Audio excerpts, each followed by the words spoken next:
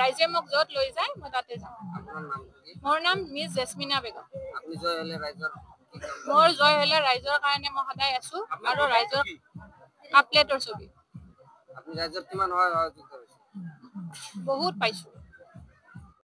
আপোনালোকে জানে যে পঞ্চায়ত নিৰ্বাচন অনুষ্ঠিত হ'ব আৰু এই পঞ্চায়ত নিৰ্বাচন অনুষ্ঠিত হোৱাৰ লগে লগে আমাৰ যোৱাকালিৰ পৰা চৰকাৰীভাৱে আমাৰ যিটো নিৰ্বাচনী যিটো মানে প্ৰচাৰ এই প্ৰচাৰটো মুকলি কৰি দিয়া হৈছে আৰু লগে লগে মোৰ আপোনালোকে জানে আমাৰ ৯৯ নম্বৰ চেঙা মুছলমানপাৰা গাঁও পঞ্চায়ত আৰু ৯৯ নম্বৰ চেঙা মুছলমানপাৰা গাঁও পঞ্চায়তৰ ১ নম্বৰ ৱাৰ্ডৰ পদৰ প্ৰাৰ্থী জেছমিনা বেগম আমাৰ কংগ্ৰেছ দলৰ সমৰ্থিত এগৰাকী প্ৰাৰ্থী, তেওঁ নিৰ্দলীয় প্ৰাৰ্থী, তেখেতৰ ছবি কাপ প্লেট। ইতিমধ্যে ৰাইজৰ ফালৰ পৰা হেঁচা গৈছে যে আমাৰ নিৰ্বাচনী প্ৰচাৰ আৰম্ভ হৈছে। মোৰ ৱাৰ্ডত আমাৰ ভোটাৰ আছে আমাৰ ১১২৭টা। ইতিমধ্যে হাজাৰৰ ওপৰত জনসংখ্যা ভোটাৰ মানুহ ওলাই আহি আমাক জোৰ কৰি ধৰিছে যে আজি আমি যিকোনো প্ৰকাৰে আমি ৰাইজৰ মাজত এটা ৰেলী উলিয়াম। মই তেখেতসকলক বাধা দি ৰাখিব পৰা নাই, যাৰ কাৰণে মই বাধ্য হৈছোঁ।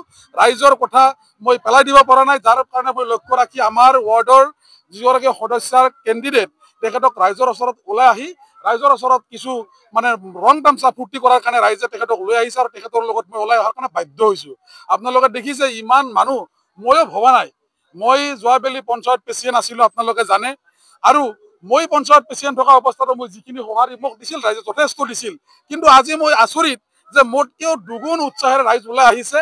ৰাইজে আশা কৰিছে যে এই ১ নম্বৰ ৱাৰ্ডৰ ফালৰ পৰা আমাক পঞ্চায়তৰ প্ৰেচিডেণ্টজন লাগে, গতিকে আমি স্বতঃস্ফূৰ্তভাৱে বাকী চব কেণ্ডিডেটক বাদ দি কেৱল এটাই কেণ্ডিডেট ৰাইজে বাছি লৈছে যে কাপ প্লেটৰ ছবিত আমাৰ জেছমিনা বেগমক আমি বিপুল ভোটত জয়যুক্ত কৰিম।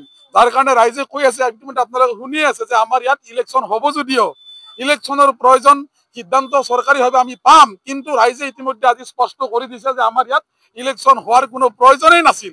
ৰাইজ স্বতঃস্ফূৰ্তভাৱে একত্ৰিতভাৱে ওলাই আহিছে আৰু ইনশাআল্লাহ মই আপোনালোকক ক'ব পাৰোঁ যে এইটো ৱাৰ্ডৰ পৰা আমাৰ যিগৰাকী কেণ্ডিডেট জেছমিনা বেগম ৱাৰ্ড সদস্যৰ কেণ্ডিডেট, তেখেত বিপুল ভোটত জয়যুক্ত হ'ব। চেঙা সমষ্টিৰ ভিতৰত সৰ্বশ্ৰেষ্ঠ ভোটত যে জয়যুক্ত হ'ব আজিৰ এই ৰেলীয়ে আপোনালোকৰ ওচৰত ইতিমধ্যে ক্লিয়াৰিফিকেশ্যন দি দিছে।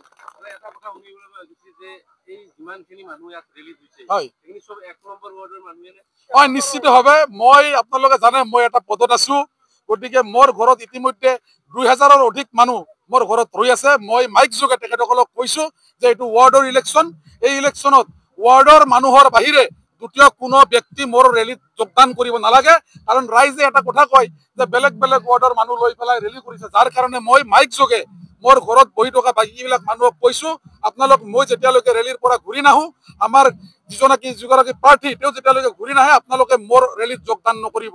কেৱল স্বতঃস্ফূৰ্তভাৱে আমাৰ ১ নম্বৰ ৱাৰ্ডৰ প্ৰায় ১১০০ ভোটাৰৰ ভিতৰত ১০০০ৰ ওপৰত মতাই মাইকীয়ে মহিলাই পুৰুষে একত্ৰিত হৈ পূৰ্ণ দমে একদম উদ্যমেৰে আহিছে। তেখেতসকলে কৈছে যে আমি যি ৭ তাৰিখে ৰিজাল্ট হ'ব সেই ৰিজাল্টলৈকে আমি বাট চাবলগীয়া নাই, আমাৰ ৰিজাল্ট আজিয়ে ওলাব লাগিব। গতিকে ৰাইজ ইমান আনন্দিত, মই আচৰিত, মই আজি ধন্য ৰাইজৰ ওচৰত। নিশ্চিতভাৱে ৰাইজে মই যোৱাবেলি যিটো পঞ্চায়ত প্ৰেচিডেণ্ট আছিলোঁ তাৰ প্ৰতি যে ৰাইজ সন্তুষ্ট আছিল, আজি এই ৰাইজৰ সঁহাৰিয়ে মোক দুগুণ উৎসাহ মোক বঢ়াই দিছে। গতিকে